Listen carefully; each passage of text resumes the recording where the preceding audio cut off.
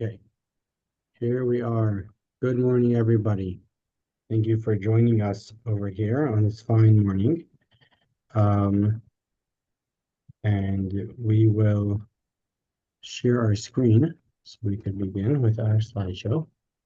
And we're talking about fear of God, the Jewish perspective. This was actually a question of Joanne, who is with us here on the video. And let me share the screen with the Zoom. Do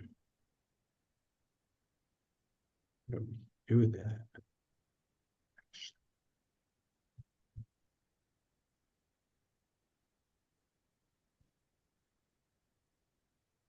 Okay. Joanne, do you see the shared screen? Myself? Okay. I see you, but I don't see the other screen. When you mean shared screen, You don't Yes, see see. there's this fear of God. it doesn't say fear of God. For some reason, you're in front of it. Yeah, you got to flip your camera, I think. Here we go. Here we go. Fear of God. You see it now? No. You don't see it. There we go. Yeah, Okay, perfect. we So got it. we got the fear of God. And good morning, Lisa. And Good Dan morning. is probably just entertaining the fact that he's on the screen. Yes. So we're talking about fear of God in Judaism, and Joanne asked this question, which is fear of God? That was the question. Is that the question? That's the question. Yes. Yep. That's the And question. I'm curious to know, I'll start with Joanne for starters, but I want to hear from the people around the table, what do they think of the concept of fear of God? Do they think that Judaism believes in fear of God? Joanne, you start us off. Well, me not being a Torah scholar or anything, like some people in my elevators class. I mean, basically, I think it's saying that we're supposed to be in awe of God, but I don't understand that concept. Okay. That's great. I don't know if we'll be able to get there today. Any other thoughts here? Do we believe in fear of God? There's a certain amount of it comes with love. Like there's a love and a fear. Like So what I'm hearing, and I'll ask people around the table if they agree, is if there's fear of God, where it sounds like people do think that there's fear of God, but we're very afraid of saying that it's fear, the way we would usually picture fear. We're right. afraid of that fear. So we're having fear of God. What? Yes. Like half. So you like imagine like seeing just like an angel like burning and like spinning and like it's so scary and like imagine like you see God, like how scary would that be? Like we can't see God because like the only person who ever kind of saw God was Moses and he couldn't handle it. Right. So how could we possibly handle seeing God? That's a great point.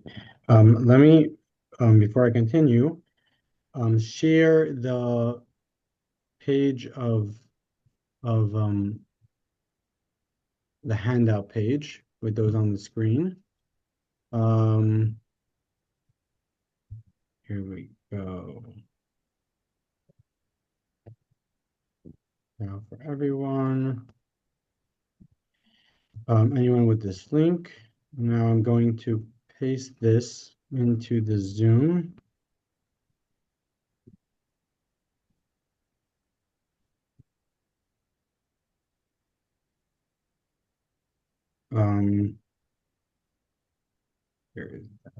Here's the discussion chat. Here we go.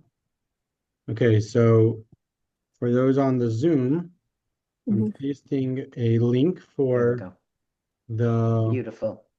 the discussion. Okay, now let us get into that. So we're getting into the page. We're on text number 1, which is a very simple text from Maimonides. As I mentioned to you, Maimonides would be our go-to person for Jewish law, for clear Jewish law, especially considering the counting of the mitzvot. We know that there's 613 commandments, and the question is, what are those commandments? There's a number of main people that take us through what those commandments are, starting with Maimonides. He's probably the number 1 in that list. And here he goes, the fourth commandment. Let us see it. Tommy, take it away. The fourth commandment is the commandment in which we are commanded to believe in the fear and awe of the Exalted One, and not to be complacent or overly self-assured, but rather to be concerned and mindful of the coming of his punishment at all times. And this is the meaning of the statement, may be exalted, you shall fear the Lord your God. Okay, so one thing is for sure, which I think we assumed, is that fear of God exists. It's not just about love of God, it's about fear of God. In the Shema, we say, "V'ahavta havaya lekecha," you should love God, but there's also the concept of havaya lekecha tira'u, you should fear God. Okay? And there's a number of different verses that talk about that fear from God, fear of God, fear God, versus ways of expressing it. And maybe, I don't know, we'll get to those differences or not, but the point is that this definitely exists. Okay, now why is that so important? So I want to take us to text number 2. This is the Mechilta. The Mechilta is before Maimonides. The Mechilta is the time of the Mishnah, which preceded the Talmud. I've went through that before, in the time of the Second Temple, and this is a very reliable source of our sages. And let us read this inside. Anita, if you want to take us through text 2. You shall have no other gods before me. Why is this stated? Because it says, I am the Lord your God. This can be compared to a parable. A human king enters a country and his servants say to him, issue decrees upon the people. He replies, no, let them accept my sovereignty. Once they accept my kingship, then I will issue decrees.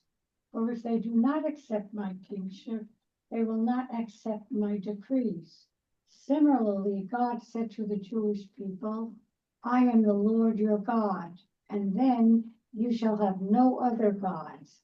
He said to them, I am the one whose kingship you accepted upon yourselves in Egypt. They said to him, yes. So he said, just as you have accepted my kingship, now accept my decrees. Okay, so what we see from here is a very basic explanation of the importance of fear of God and the premise that it takes in Judaism.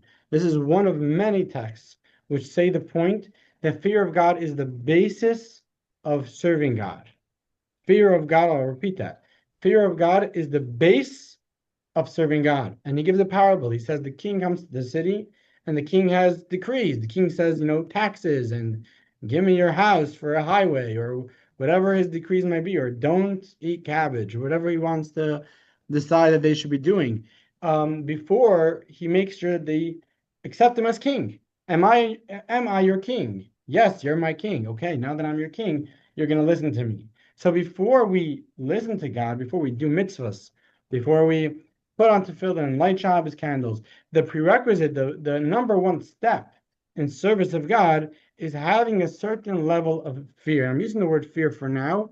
Again, people mentioned awe or respect, and we'll see if we'll go into that a little later, but it's just starting off with that premise. It's not just about love and fluffy and lovey-dovey. There's an element of fear here. And the importance of the element of fear is because it serves as the stepping stool. It serves as the foundation for everything that we know in terms of Judaism, about serving God and being there for God and creating a relationship with God, which leads me, this idea of relationship, leads me to a very important point.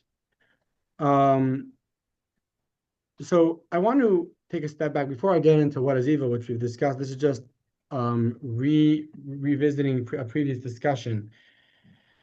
I want to take a step back and talk about why we fear fear. Why do we fear of God? Why do we think in 2025 that that's a bad idea, that that's not going to work, that that's not a good way of educating, right? The concept of education has very much taken a turn, hopefully, from fear to love. Educate them to love. Don't educate them to fear, right? I have a lot to say about that. You have a lot to say about that. On the very same with any of my friends' kids, I'm not allowed to use the word no anymore. And it's so hard, and you have to redirect every single Every thing. It's like they want to like jump off the table, and I kept like, no, don't jump off the table. It's like, oh honey, look, we can do a puzzle. Right. And you just want to. How about later? Yeah. So you always want to push it out. So Yeah. so the concept of fear versus love, and how do we picture fear of God, right? Um, I've done an interesting, I've had an interesting conversation in the past, and I'm not going to have it now just because I want to savor the time. But it's an interesting question to ask yourself. When you hear the word God, I think most of us have both feelings that naturally come to us, right? We could have a feeling of not, don't know, don't care. But there could also be a certain element of warmth, like that's such a nice idea, Appreciation. appreciation, um, partnership, closeness, friendship, warmth, love, and we also, I think, all have a certain level of fear or uncomfort or coldness or distance or demanding of ourselves. Like, wow, God wants me to be a better person, right? There's an element of distance from God. I don't know if the people in this room relate to that, but these are two elements that people could experience. And my question for you would be, if you do experience both of these things, what's your knee-jerk reaction to God? When you hear God, is your knee-jerk reaction like, I love that, and then later on you're like, okay, but he also wants me to be a better person? Or is your knee-jerk reaction, oh, I'm not a good Jew? And then following that, it's kind of like, well, actually that's so nice to have God in my life. What comes first? The fear or the love? Yes. For me, it was a process. Initially, it was the second, The fear. the fear, okay. And then I was saying to myself, this is something that I am myself consciously accepting into my life. Hashem. If I'm going to do for Hashem, it has to be for the right reasons. And it cannot be for something where I have to, have to, have to. I am not that kind of person. I do deviate, and I need to find a place for myself within the structure of Judaism in order to function. So as I lived with my constant guilt feelings, I said, this is not working for me. I want the love. I want to feel that why would Hashem hurt me, harm me? If whatever occurs, I'm thinking in a positive way and not feel I evaluate myself, but I think everything has to initially start with a sense of wanting, if it's the right reason for doing something. And that's how it evolved to this point. So I want to just harness the conversation because I know that we Yeah. can going around this table and I'm we can spend a sorry. lot of time with this. No, that was great to have one perspective here. I think that for most of us, the fact that we associate fear of God with something that's possibly negative or has negative connotations, and we're not comfortable with allowing fear of God to just be. By the way, Joanne, you're muted. I don't know if that's on purpose or not, but you could unmute. I'm not saying you should, but you could unmute yourself. Because I was coughing before, Okay. but yeah, I mean, Hold your thoughts 1 second. yeah, So I think that we tend to associate fear with something negative, and therefore I think that's where the question came from originally. And maybe fear is like a Christian concept, which I think that's true in that sense, and I'll get to that in a moment. And therefore we have to be like, no, but the fear is really like a love, and it's not really a fear, but it's like a kind of fear, and maybe it is fear, maybe it's not fear, we don't believe in fear. And I think the question becomes, there's a great line from Rabbi Dr. Twersky, and he's familiar, right? And he also wrote a book about marriage, or a number of books about marriage, and he said, you say you love your wife, you love your spouse. So he said, you love fish, Do you love fish? If you love fish, you wouldn't eat the fish. If you love the fish, you wouldn't eat the fish. You love yourself. You don't love the fish, right? You Yeah. love the fish, you care for the fish, you tend to the fish. You wouldn't eat the fish, right? So loving God or fearing God. Well, the question is, are we fearing ourselves or are we fearing God? Are we protecting ourselves or do we have fear of God, right? If someone experienced the word trauma these days is used in an extremely wide range. But just for the sake of using the word, if someone experienced a certain level of trauma towards God, right, toward the concept of God, meaning that they were told that you're not a good person if you don't do such and such. So are they afraid of God or they're not, or they're afraid of not being a good person? Are they afraid of God or are they afraid of disappointing? Are they afraid of God or they're afraid of a society? Are they afraid of God or they're afraid of that little child that was hurt at some point growing up? Are they afraid of God or maybe they're afraid of hell? Maybe they're afraid of someone told them that they're going to suffer, and then that's what they're afraid of. They're afraid of punishment. So all of this I would put into the category of fear of punishment. That is not fear of God, it's fear of punishment. Even if it's God punishing me, that's not fear of God, that's fear of punishment. That's fear of the sword. That's fear of fire. That's not fear of God. Okay, now why is that so important? Yes. I think it's a matter of awe and respect.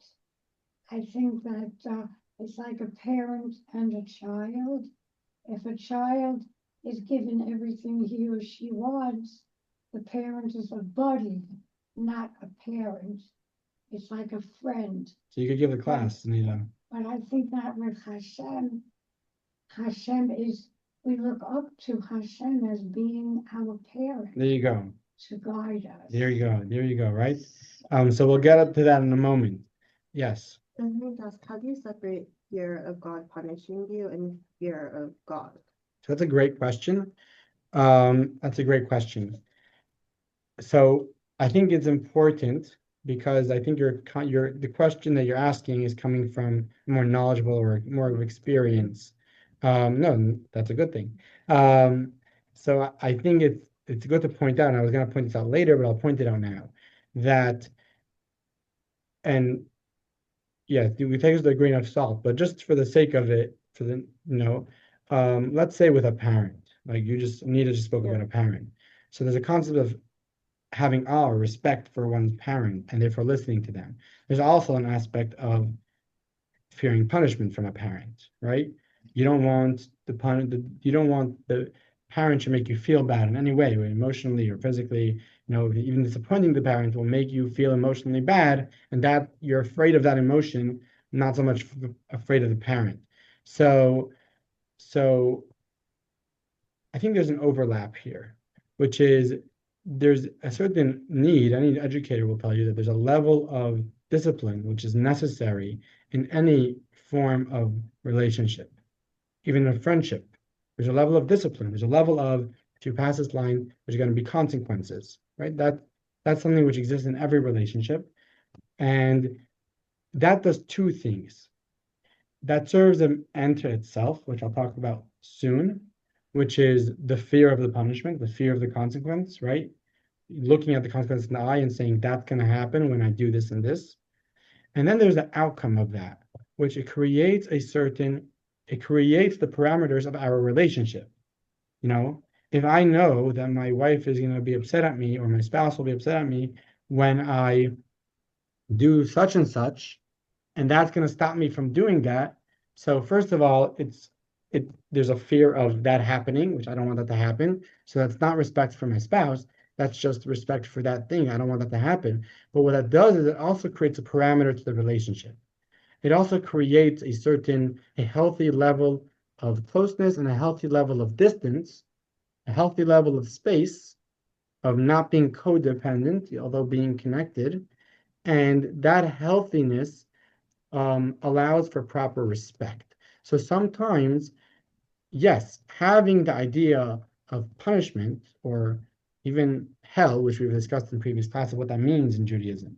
But having the concept of a consequence could help me create that parameter of my relationship with God.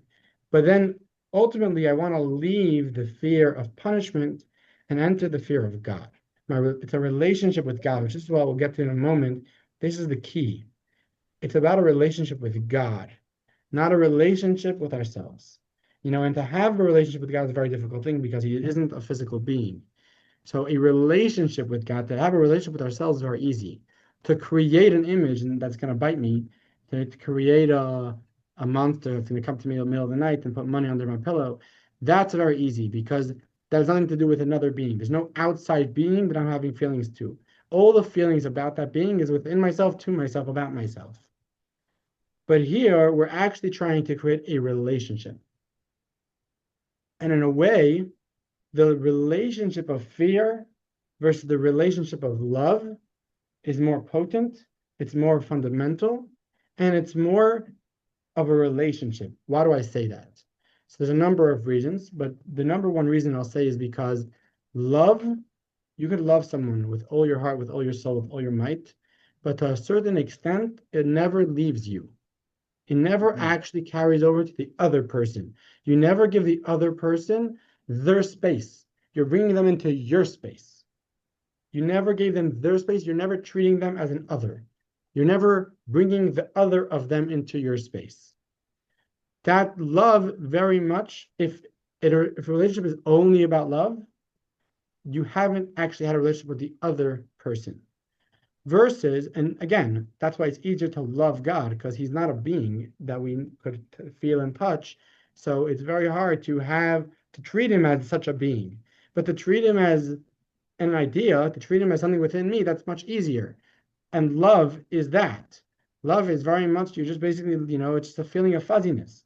Versus a fear, to have a distance, to have a respect.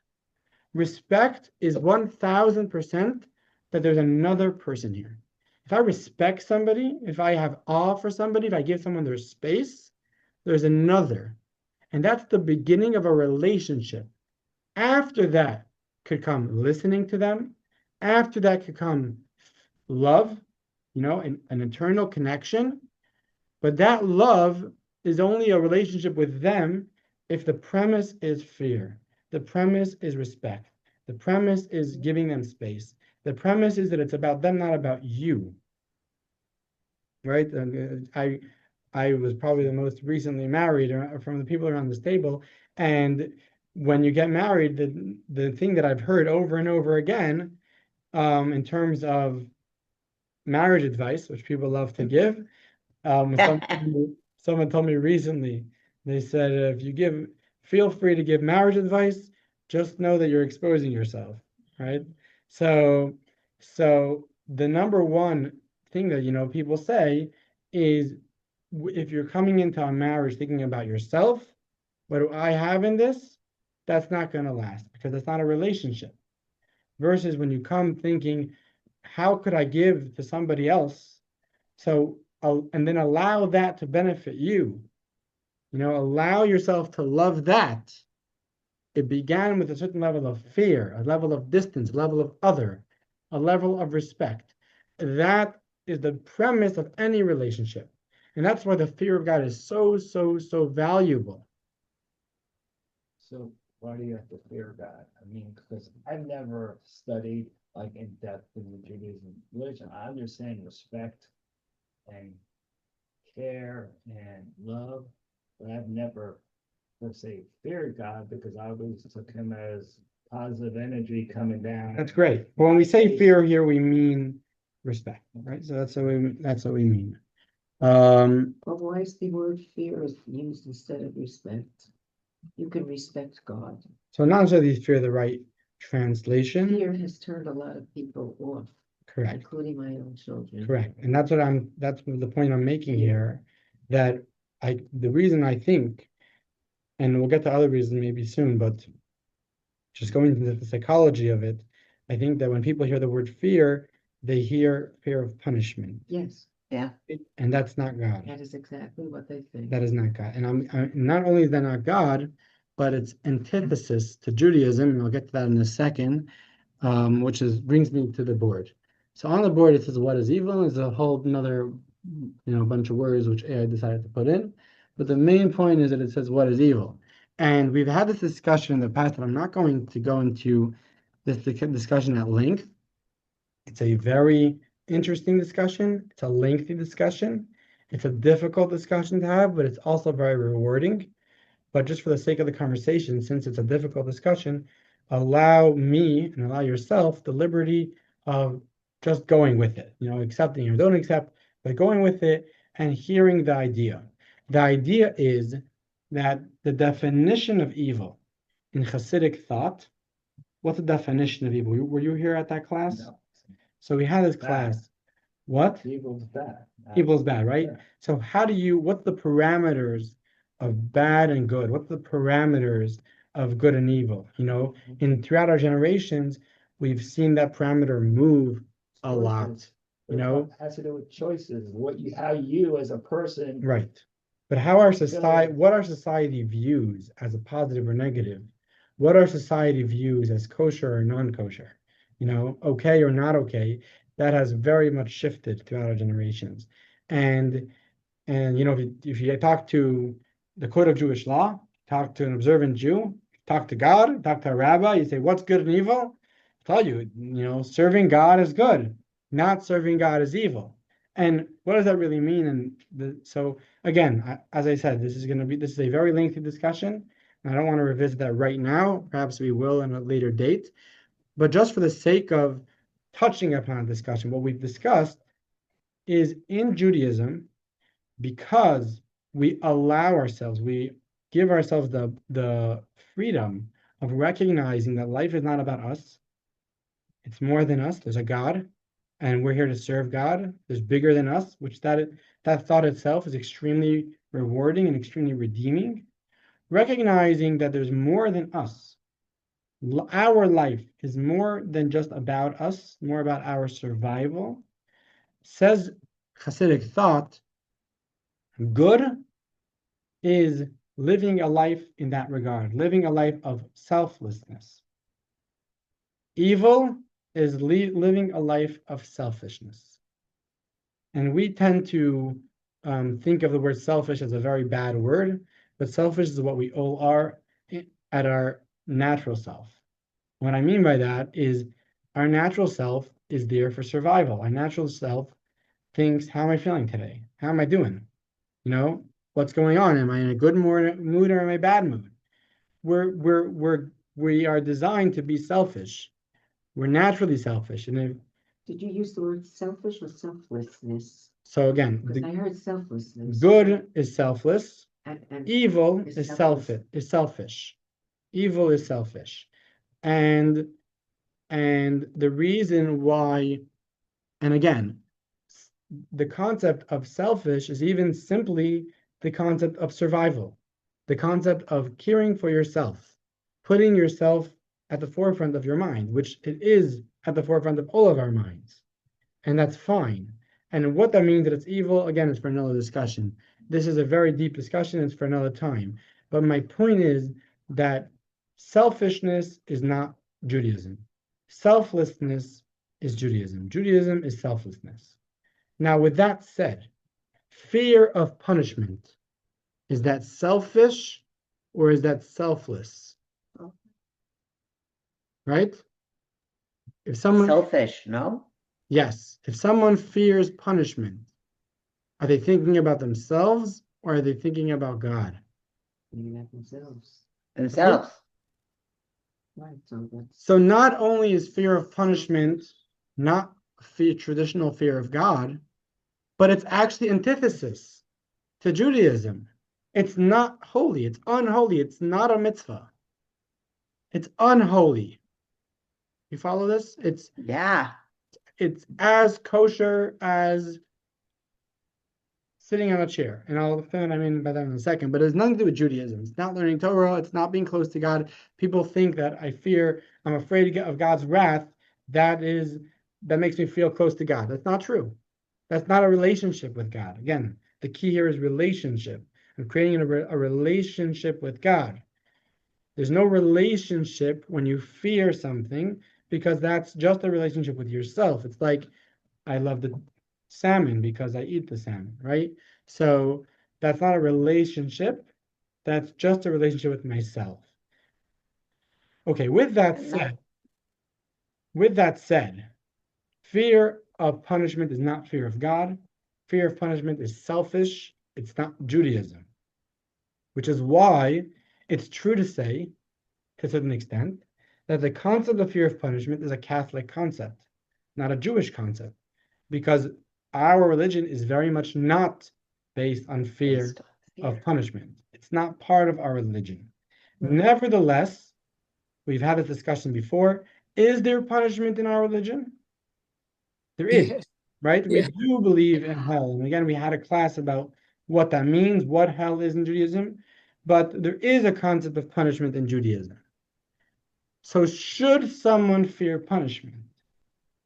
Now, ideally, not. Why not? Because ideally, a person is selfless. And if a person is selfless, why would they fear punishment? If they have no self, if they have no worry for themselves, why would they fear punishment? So in an ideal world, fear of punishment is not a thing.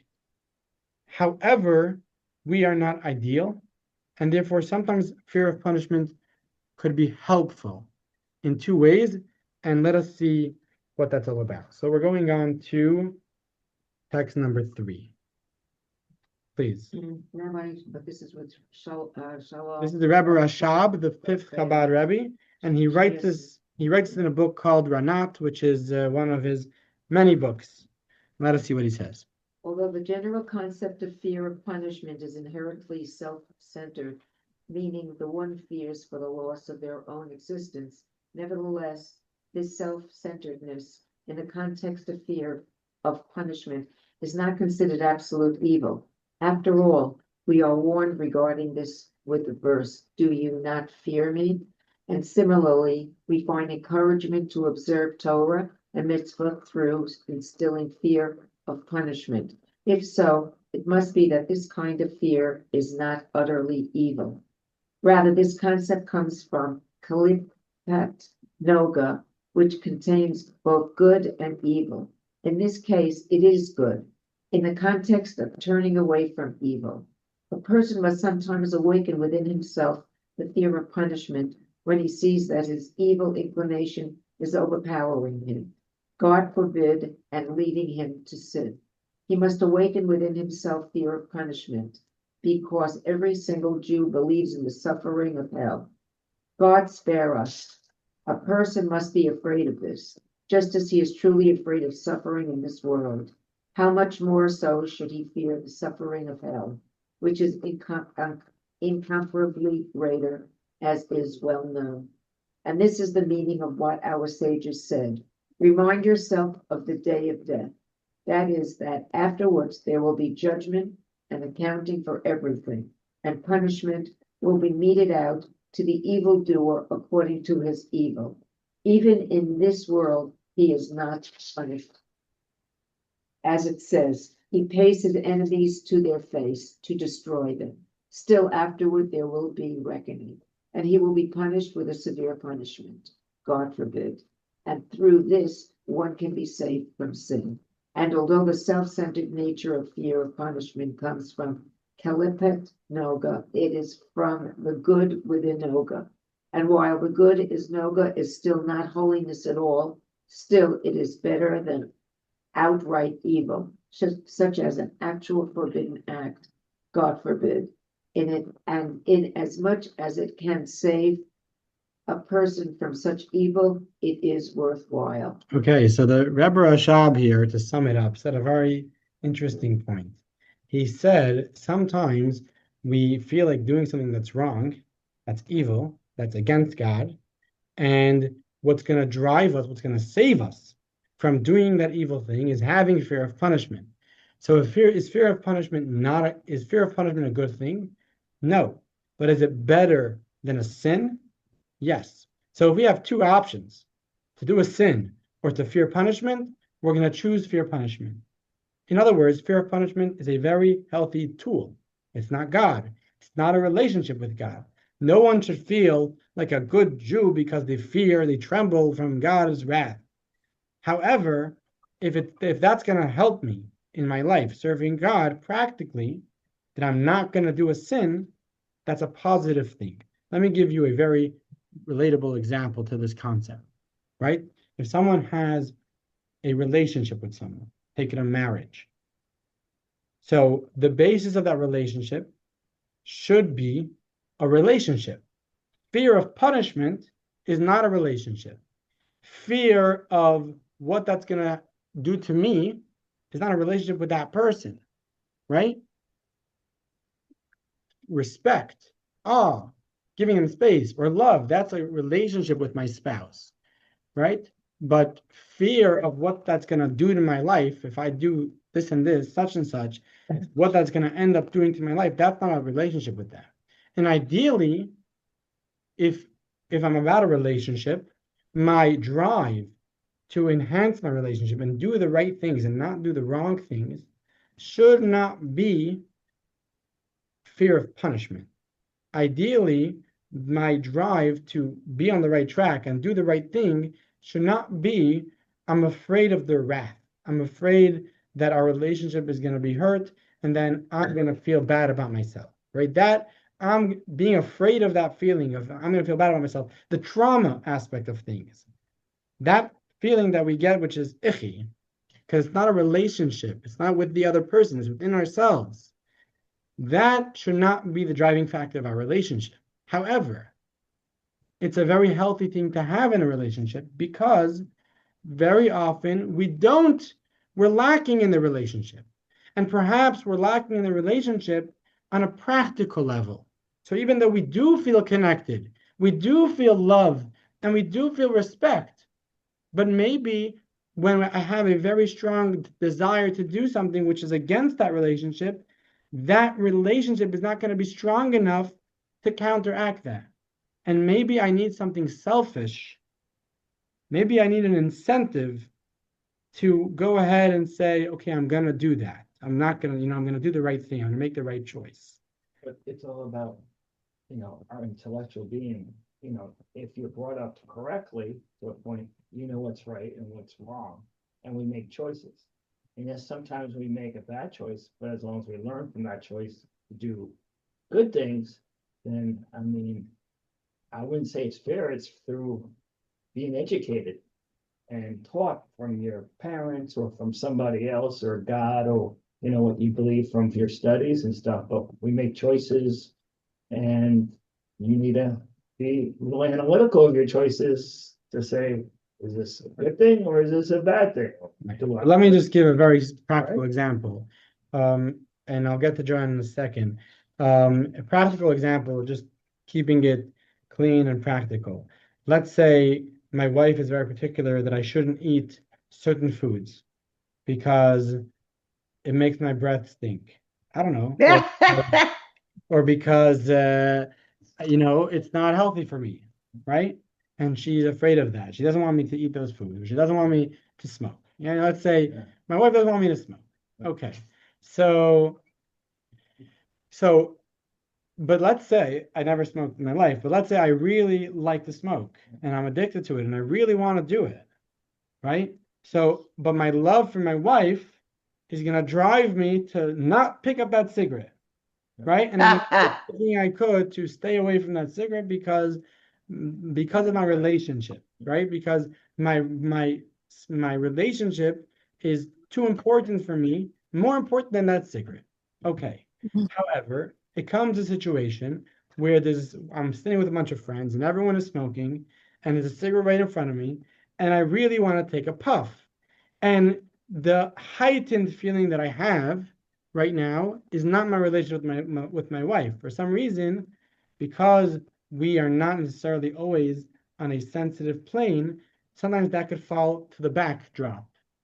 And what becomes more prevalent is the urge that I'm feeling right now, the need, the desire, the temptation, right?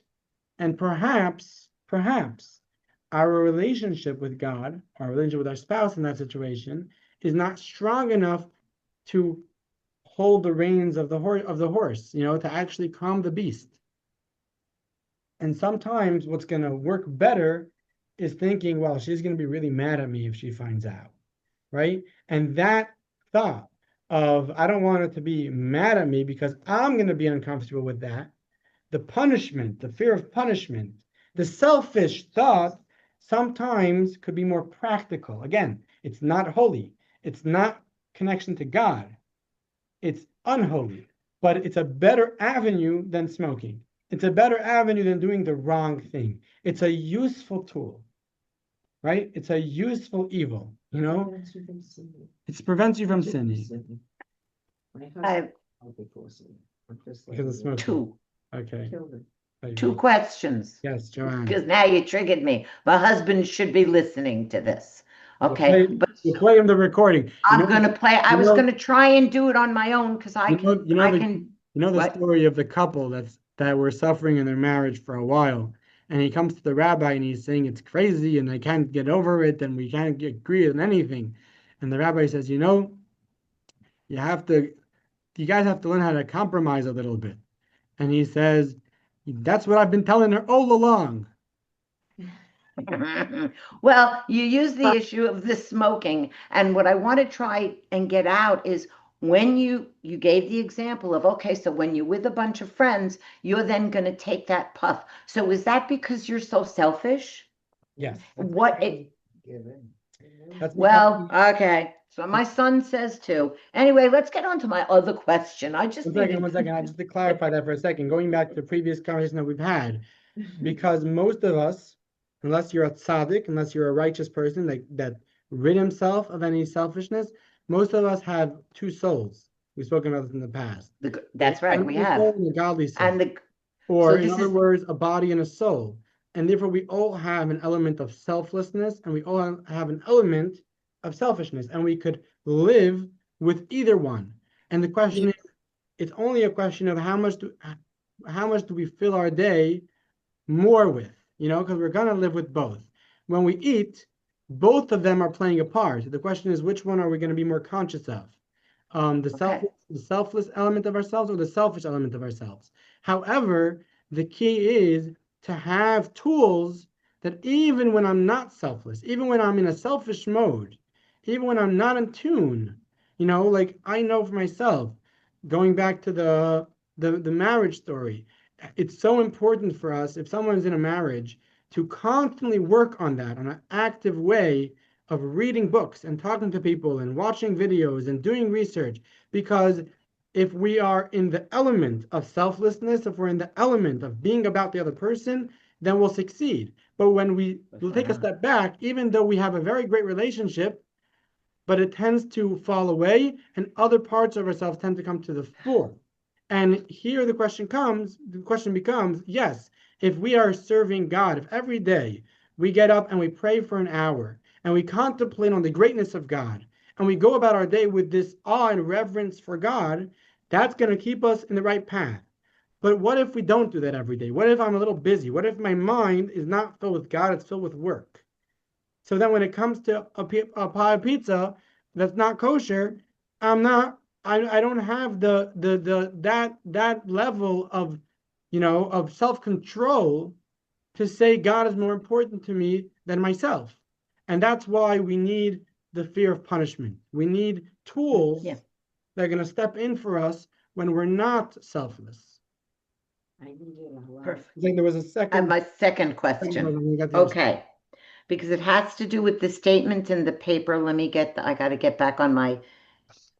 So there's a paragraph in what you say, and it says, and this is the meaning of what our sages said. Remind yourself of the day of death. That is, afterward, there will be a judgment and accounting for everything, and punishment will be meted out to the evildoer according to his evil, even if in this world he is not punished. So I won't read the rest of it, but it's really saying, or correct me if I'm reading it incorrectly, it's saying that sometimes in this lifetime we can do evil, but we're not going to get punished until we go to that, okay, what other, people call it is your soul review when you pass. I mean, now this is getting into Kabbalah. This is getting into reincarnation, but and what our soul has done. But isn't that kind of what this is saying? It's saying that sometimes we are not punished in this lifetime for what evil we have done.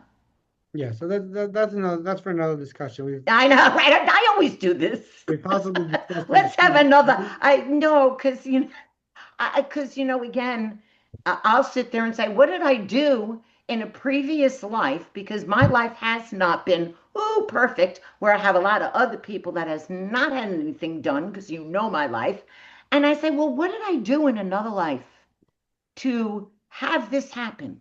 No, That's not the case. I know, but or just like when I'm gossiping, I say, oh God's gonna punish me. I can't say this. Okay. Okay, another topic. I just didn't have enough. My voice wasn't loud enough in our marriage. That's all I'm saying. Got it. In order for you to hear me. Sure. Got it. Okay, so moving along. So I think we covered the fear of punishment, which I think is really where this question stems from, and recognizing its place in Judaism, where it doesn't belong and where it does belong. And now that we did that, we could move along to the concept of fear in general with the time remaining, which we do have some time. The Zohar tells us, and this is going back to a previous thing that I've already actually discussed primarily, that when we put on the tefillin, when men lay tefillin, so we have two tefillins. There's the hand tefillin, the arm tefillin, and then there's the head tefillin. And first we put it on our arm, and then we put it on our head. And why is that? The reason why that is because in service of God, there's two levels of our relationship. There's the practical, and there's the intellectual. There's the base, and there's the depth. Let's talk about in a marriage. We have a base of a marriage, the practical element, the things that will get us to do what we need to do in the marriage. That's a very practical element. And then there's a depth. There's a deep relationship in the marriage. There's the depth that over time we accumulate, and by thinking about the virtues of our spouse and recognizing who they are, we come to respect them more and more and more, and see them more and more and more, and that relationship becomes deeper, right? That is more of an intellectual relationship. Seeing them for themselves, not for what they give me, etc., etc. Those are two elements in any relationship. There's the practical element and the intellectual element.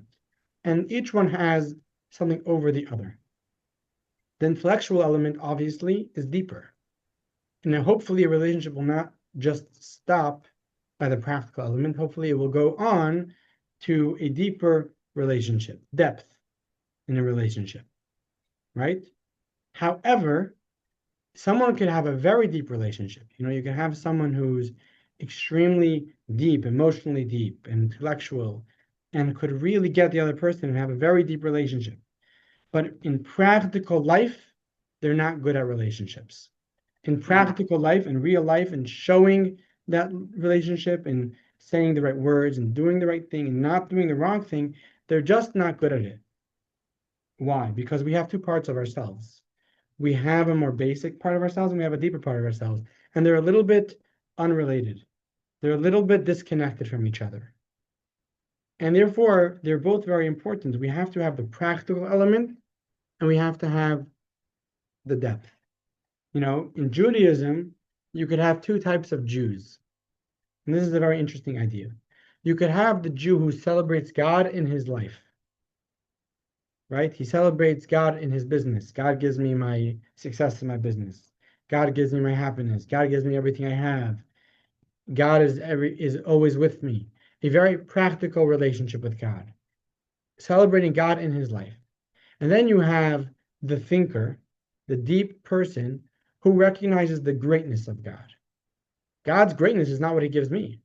God is greater way beyond anything that I could ever perceive and imagine and comprehend. And that becomes his relationship with God. His relationship with God is one of awe and and and even love, but of a great depth. And the question is, which one is better? And the answer is they both have an advantage the other one doesn't have. Because the one that's deeper is deeper, versus the other one is very much having a very surfaced relationship with God, a very shallow relationship with God. You know, he's only loving God on his surface. He's not loving God in his depth. However, depth doesn't affect actuality. Someone could have a very inspiring relationship with God, a very deep relationship with God, but they're not going to feel that in their business, God is with them, and they'll forget about God in day-to-day life. When will they remember God? When they're praying, when they're studying, when they're in their mode of questions and thinking and interested. But that basic connection to God, that basic relationship, that God is everything and everywhere, that is completely missing in their life. And that's why in our life, we have two things. There's the arm to fill in and the head to fill in. There's the practical relationship with God, and then there's the deeper relationship with God, the intellectual or the soulful relationship with God. But when we lay to fill in, which one do we put on first? The arm to fill in, right? Because although the head to fill in are holier, but the arm to fill in come first. Because like I mentioned at the beginning of this conversation, the basis of any relationship, and the basis of our relationship with God is that basic fear, that basic element of respect, that basic element of I have to listen to him. I listen to God, I bring God into my life. And only following that could we begin to develop a deeper relationship with God. So that's what the Zohar says, the concept of laying tefillin first, which again, what brought us back in 1 second.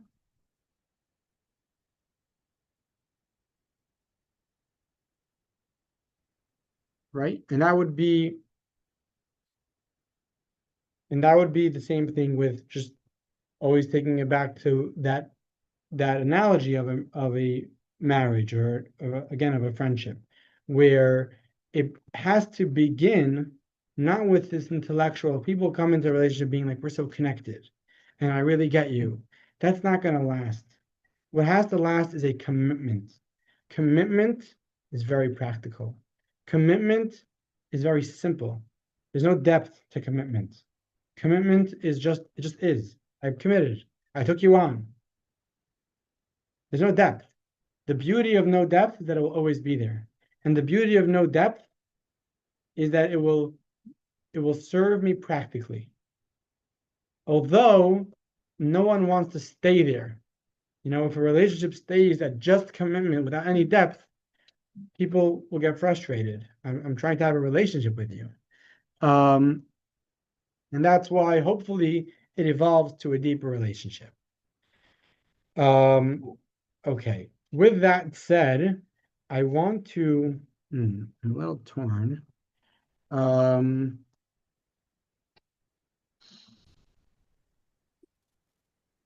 Okay. So with that said, I'm going to take a pause from the slideshow, and I'm going to show you a video of the Rebbe, a very cute video of the Rebbe, which is connected but not connected to our conversation here. You'll see what I mean in a moment. And this was a video from, okay. Let me do this again. So this is a video.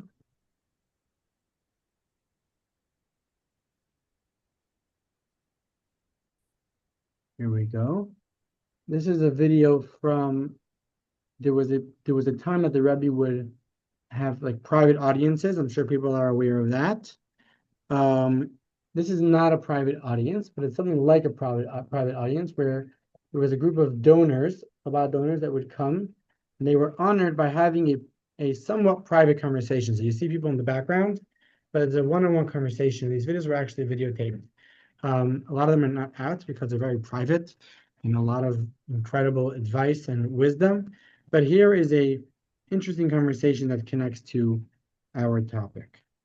You know, the prayer book talks about feeling in awe of God. It talks about being in fear of Joanne, do you hear the recording?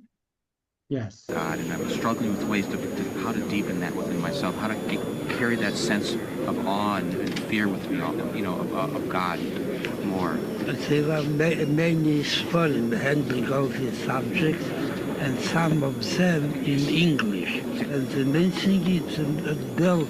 Okay. It's not so much in the fear of God as in love of God. Love of God, I understand. You know, in the Krishna, we are Yes. saying, V'ahavta es Hashem Elokecha. Right, yes. Begin by loving God, and then the Yes. fear will come of itself, Yes. and bring you additional blessings of God Almighty, even in your material necessities, and especially in your spiritual development, including spreading Yiddishkeit around Yes. you. Bracha v'atzlacha. Thank you. Okay, so Rabbi Shar Yoshev Cohen is the chief rabbi of Israel. I've been many times to. Okay, what? You didn't have the other rabbi? Oh, I thought he was going to talk also. No. Something to know. Yeah. So again, so just to sum up what we were holding here, and we just saw a different point on the screen where the Rebbe says, why are you focusing on fear if you could be focusing on love? I think there's another one similar to that. But to sum it up, so there is the concept of fear of punishment, and we spoke about where that has a place in Judaism, if it has a place in Judaism, that it only has a very practical place in Judaism. We spoke about the commitment. I think that's a better word than fear. Commitment, right? And commitment is the basis of any relationship. And then we spoke about awe or respect. And when I say respect, I don't mean basic respect, like commitment, like I respect you, but respect as in actually like real respect, like really respecting somebody. And that would be a level of awe, of reverence, of a depth. And what Hasidic thought tells us is it actually works as a yo-yo.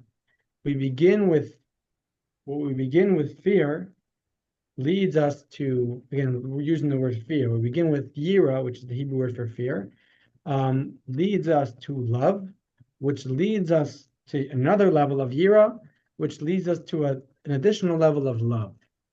And what is that all about? And what it is, very simply, going back to the analogy of the relationship, is, again, you begin with a commitment. If you don't begin with a commitment, if you don't begin with giving that person their space, like we spoke about, every relationship has to begin with a level of fear, a level of distance, a level of space. There's no relationship. Our relationship begins with commitment. Once I have a commitment, now I can have a relationship. If I develop a relationship, I come to love. So that's the first level of love that comes after the fear. When I love someone, I learn about them. And when I learn about them, I come to respect them. I come to dig deeper into them. They show me a depth. And when I have a respect for that depth, I find a newfound love, a much deeper love. A love which is, wow, such a person is loving me. I'm in a relationship with such a special person. So it's not just a love because we're connected, but that love comes with a reverence. A love that comes with a respect is far deeper than a basic level of love that's just a connection, just a relationship. And that's what our relationship with God is all about. We begin with a commitment, which then hopefully leads us to a relationship, recognizing, well, God needs me. God is in my life. God created this world. How special. How potent. He's there for me. I can rely on him. He takes care of me. But then it shouldn't stop there. If we could develop that further and recognize his greatness, recognize that the fact that he cares for me is wild because he's God. So then our love after that newfound reverence, that newfound fear takes on a whole new level of depth. Our love becomes that much more potent, that much more deep, that much more special, and that much more for God and not just for what he gives me. Which is why the verse tells us, there's two verses. One verse says that we should have fear from God. And the other verse says, fear God. And what's the difference of fearing from God or fearing God? And the answer is there is my relationship with God, that's not God directly, but it's my experience of him. I have an experience of God, just like we have an experience of our spouse, and we love that experience. But then there's a point that we move on from loving the experience with that person to simply loving them. We even love the things that we don't get to experience. We love the parts of them that are not part of my relationship because I love them.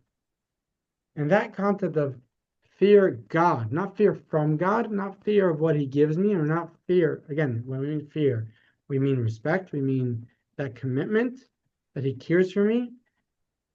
My relationship took on a new level, which is my relationship is not with what he gives me, but it's with him. I think it's very easy now if we take it to tefillin and just remember arm, head, There you go. practical intellect. Yes, that's what I love with the tefillin analogy. That's phenomenal. That's great. Phenomenal. Finally, a woman can take tefillin To make it real. and make it real for us. Yes. Thank you. That was amazing. And I'll move it on to another thing which you know. An additional thing that you know is the davening.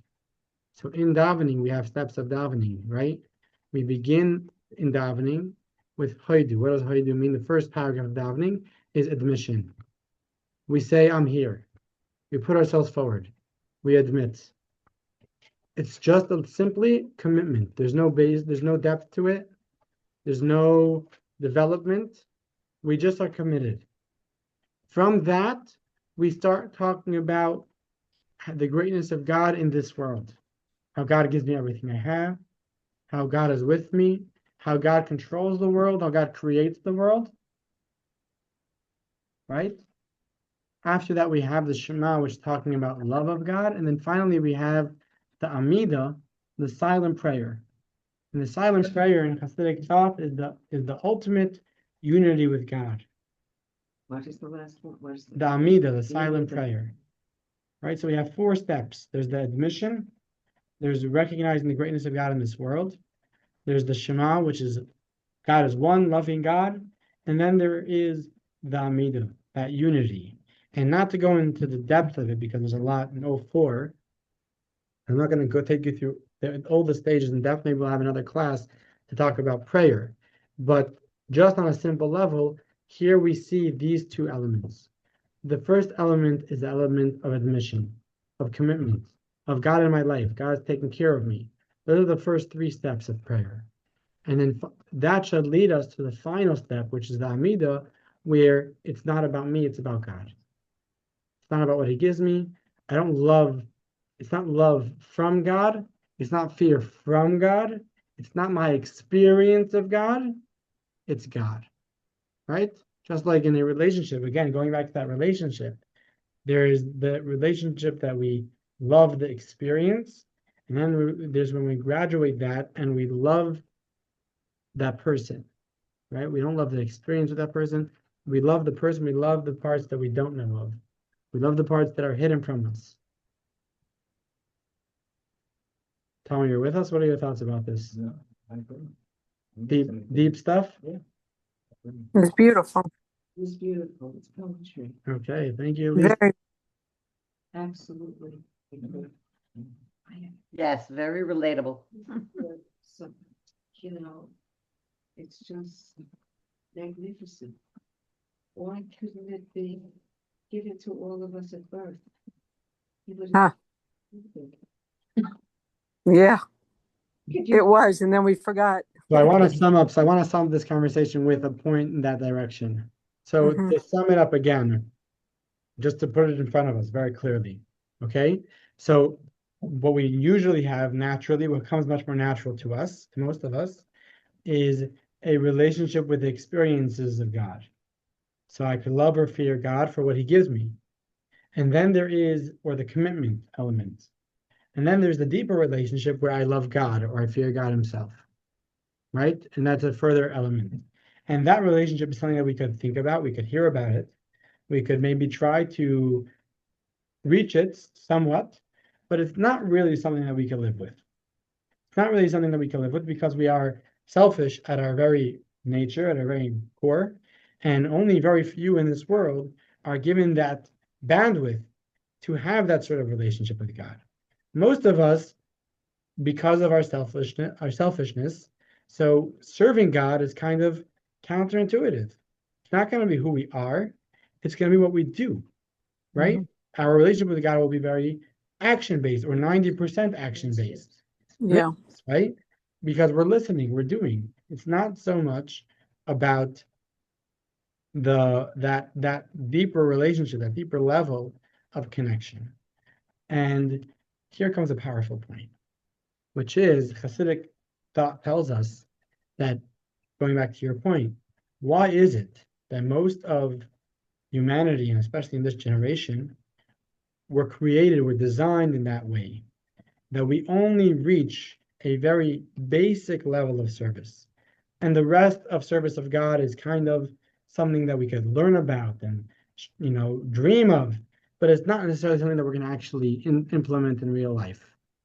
And the answer is because there's an advantage to that basic service, to the counterintuitiveness, to the action service, to always fighting with our Judaism, always trying to push back the current beauty to that, which the tzaddik, the righteous Jew who has it perfect, they don't have that beauty. And what is that beauty?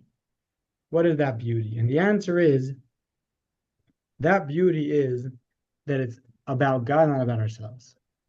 Because when a righteous person serves God, because they identify with that relationship, there's an element of themselves. There's an element of, it's about, I identify with it. Where do you have God in his purity with zero identity? The answer is people like us. Right? When we do a mitzvah, tell me, when you put on tefillin, what's going on in that relationship is just God. There's no person there. There's no Tommy there. Because it's counterintuitive, because it's something that doesn't come natural to us, because it's against the current. So when we do it, it's the purest revelation of God that could possibly exist. Right? And the Hasidic masters give a beautiful example. They say a king sometimes wants to put his crown somewhere. A crown is a very heavy thing. So he doesn't want to always keep it on his head. So he wants to put it somewhere. So where is he going to put it? Is he going to put it on the minister who recognizes the greatness of the king? No. Is he going to put it on the soldier who's so devoted to the king? No. He's going to put it on a peg. Or he's going to put it on someone who has as much understanding of the king as the peg. Why? Because the minister wearing a crown is going to think, I'm the king. But the peg, or that simpleton who walks into the king and doesn't have any recognition of who the king is, he doesn't realize the greatness of the king. All he knows is, I got to listen to this guy. The king doesn't mind putting his crown on him, on that farmer. You know why? Because that farmer will never have a thought, I'm the king. And that's who we are. We are the peg who God puts his crown on. Our simplicity, our distance, our base, the fact that our what's the word? Our misgivings, our failures, so to speak, are our greatest power, are our greatest blessing, our greatest advantage. That we could have a relationship with God who no one was able to have. That's what makes it special. Okay, so thank you for joining me. Any Thank you. questions? Thank you, Rabbi. That was amazing. Thank you. Sure. Thank you so much. My Very pleasure. apropos. Yes. You clarified, there's a particular psalm that I always know. Psalm 111, the last chapter of that psalm says, the fear of the Lord is the beginning of wisdom. Yes. And I could never understand it. It sort of put me off a bit. It was a little bit scary for me. Fear. But you see, today's lesson tied it all together because it clarified. And it's funny you mentioned that because there's a, going on into that verse, there's a Mishnah which says that there is no wisdom that doesn't come after fear, and there is no fear that doesn't come after wisdom. And the question is, that doesn't make sense. You can never have either of them, because if wisdom needs fear and fear needs wisdom, so which one came first? And the answer is, it's two levels of fear. There's the basic fear, which serves as the basis for any relationship with you, for any wisdom. But then there's that wisdom, that depth, which serves for a much deeper relationship with God. So again, there's that cycle, that wheel, right? Of two levels, the lower fear and the higher fear. It's a beautiful song, but now I really love it. It says, You won't Lord, hear it. it says, You won't fear it. You won't fear it no longer. thank you. You're recording all these Yes, over. yes. Is there a way of getting it? How do we Sure, it's get all on that? YouTube. And so on the email that you get, Yep, there's a YouTube link. okay. I can share with my kids and stuff. Yeah, sure. That YouTube link, I think, is YouTube/app, however you're supposed to do it. Manhasset JL, Jewish Learning. So is that on the link? Or maybe It's in the link. It's right in your letter. The link is right there. Or if you, Yet, yeah, it's right there. okay. You are mesmerizing. Wow. All right, I'm gonna say goodbye to everybody. Thank you. Thank you for joining us, Joanne. Like your. Oh, please. It's always just a good learning experience. Hi, everybody. All right, have a good rest of the day. You too. Thank you all. Nice joining you guys. It was a pleasure.